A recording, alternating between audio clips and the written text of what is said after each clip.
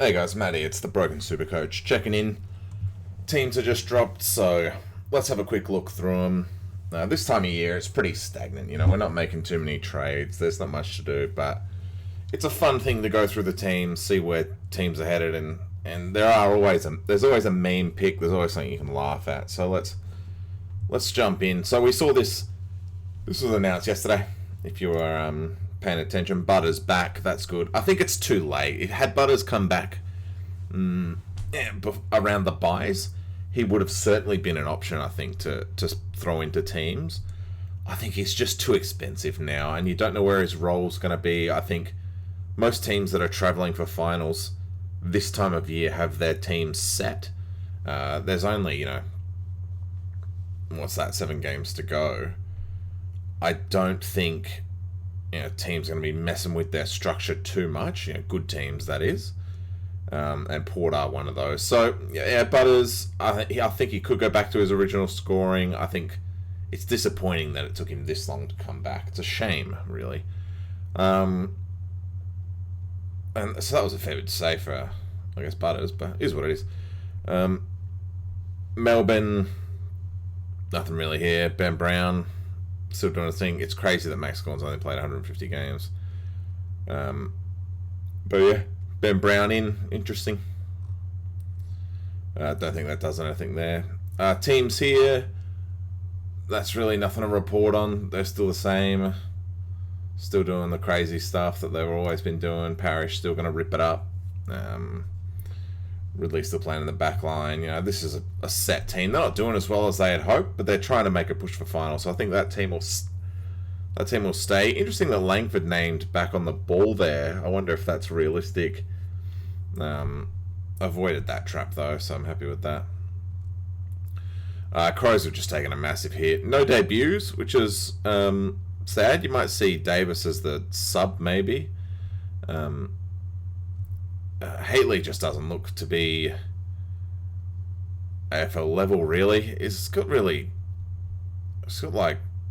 he's not built like a footy player. I've noticed at the game the other day. He's really like he's built more like a cricket player or something. Like he's quite lanky and not really filled out. So he really needs to work on that, I think.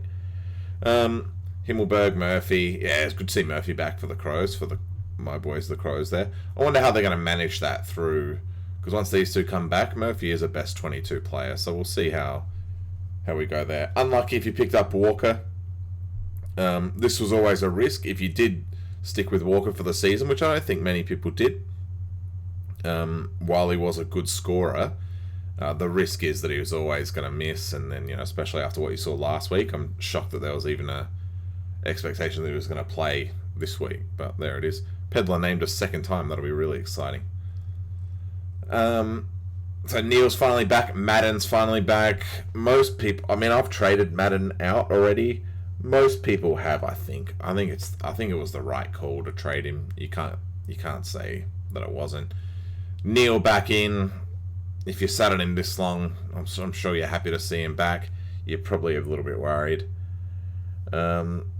Nothing really to report there from the Saints. Just that Marshall's still in, so Marshall is a good pick. I'm not going to go near him because I just don't like it, but he is a good pick. Big names here. O'Connor back in, so what does that mean? They're probably going to tag someone. Sam Walsh, probably the ideal candidate, showing that he is taggable. Sucks for us as owners, but is what it is.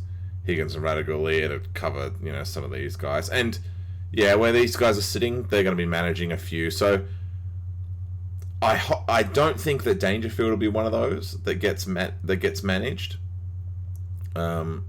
Reason being is that he's just missed so much footy this year that they'll probably want him to play from now until, in their mind, the grand final, just in a row.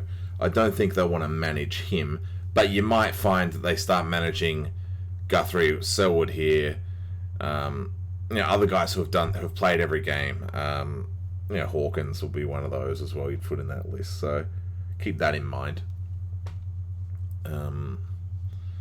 So this is what I mean by a total meme pick. So Newcomb had been pretty average outside of his first game, but Tyler Brockman in.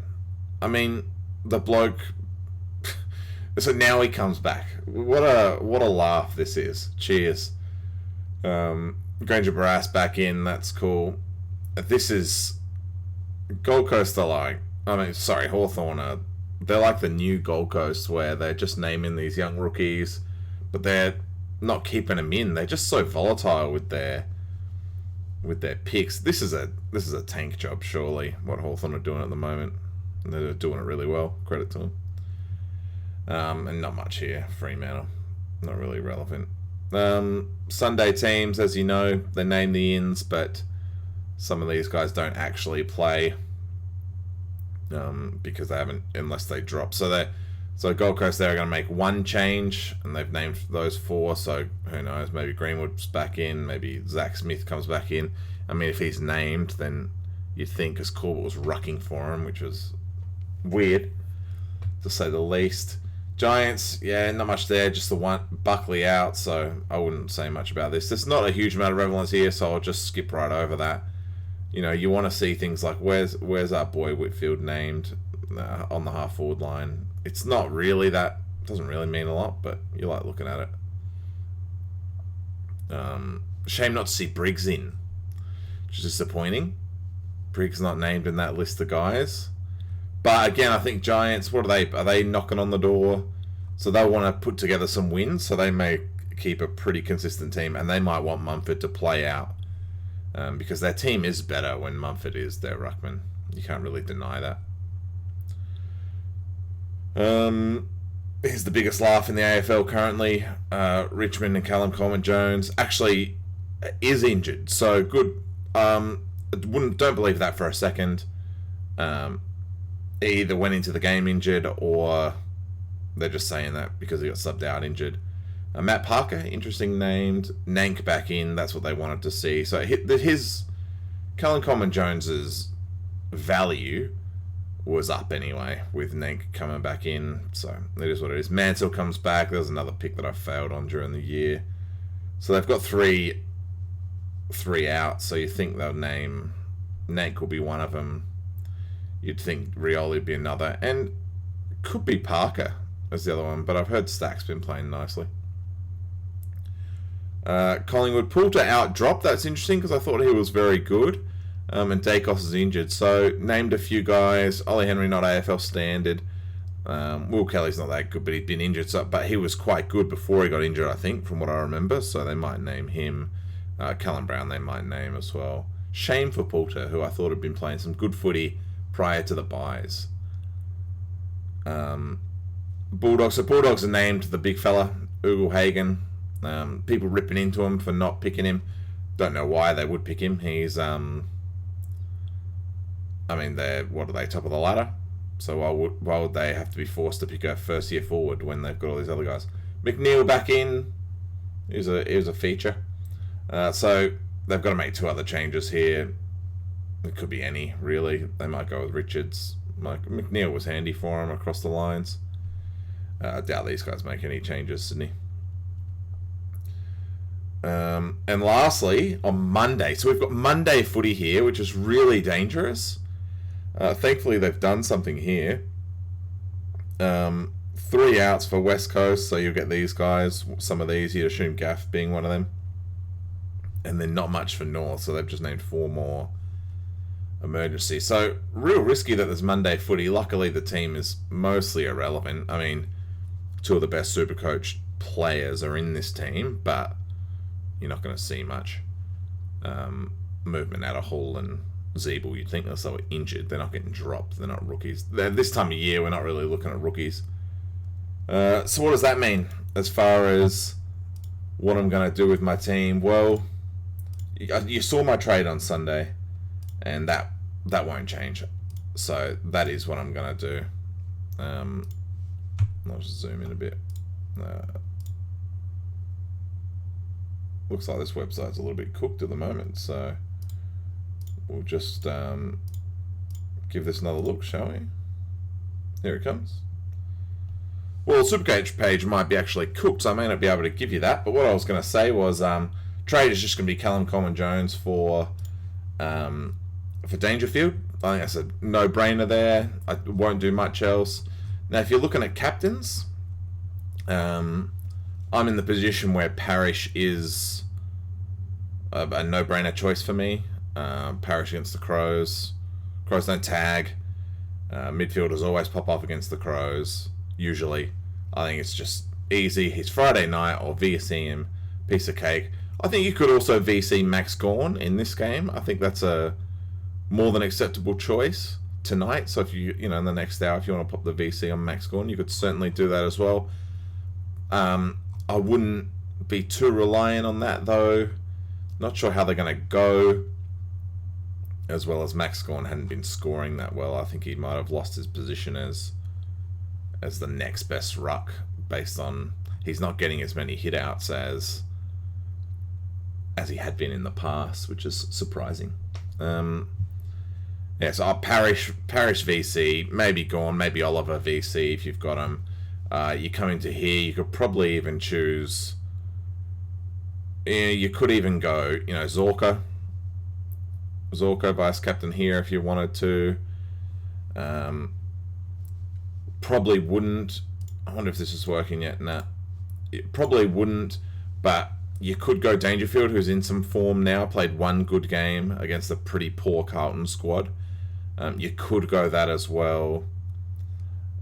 You start to get into the Sunday games, and obviously, if all else has failed you just do Grundy against Richmond, and despite it being Nankervis, who he's a good detractor ruck, I think it's your safest pick. It's if Nankervis is back in, it's his first game back in quite some time, and Grundy has shown that he's a ruck one again. So if your VC fails you, go that. And time wise, you can't do this, so you can't vice if you've got Bont or McRae and Grundy. You can't play them against each other. They're playing at the same time. So you can't do that. You have to choose. And I think it's a little risky. Sydney are known to tags, and I think it's a little bit risky if you were to slap the C on Bont or McRae. I mean, not hugely risky, but I think you're just leaving it late, especially against Sydney, who are taggers. And then, you wouldn't do it here, so I'm not sure where you'd go there. So that's that for the week. Look, it's getting a bit stagnant, this episode, just going through the teams. I'm happy to run through them every week, but let us know if there's anything else you want us to focus on for the Thursday show, whether you want us to, we can do some Q&As again, but I tend to answer them in the question. So if you throw stuff in the comments, if you throw stuff in the comments, I tend to just answer them right there. But we could do a little Q&A, but I don't mind going through the teams and having a look, and then doing a last minute, obviously if this was actually working, doing a last minute captain's advice and trade. But that's a simple, really, you should be trying to get Dangerfield in. If you're not full premium, then let us know where you need that hole. Or if you've already got Dangerfield, let us know where you're looking.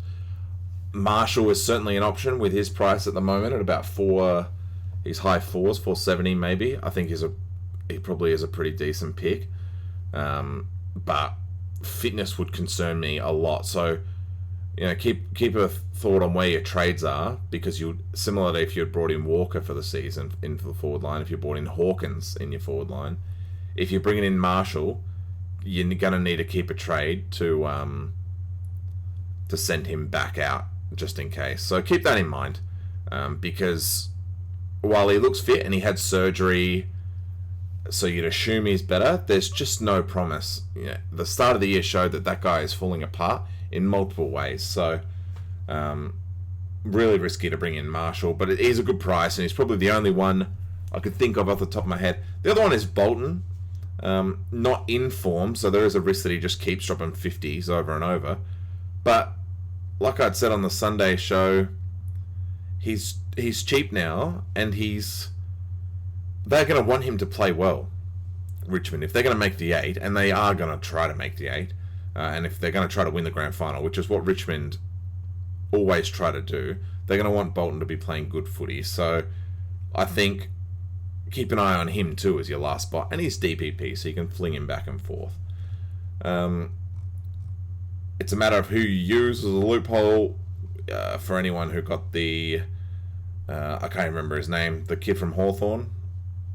Oh, Newcomb, yeah, right there. So even though Brockman I've been using as the captain loophole, Newcomb right there omitted. Just watch out, make sure he's not named as the sub. But you'd think if you drop a young player like that, you actually send him back to play some VFL, and you don't hold on to him. You don't play him as the sub. Similar to how I think the Crows would do it. They're not going to name Haley again as a sub. They're going to, if you drop someone, then you want to give them chances to play, to work on what you've just addressed for them. So I think whatever Newcomb's done wrong here, you assume he'll feature in the VFL and probably won't get named. But keep an eye on that, because otherwise the C becomes a little bit difficult. Is there anyone...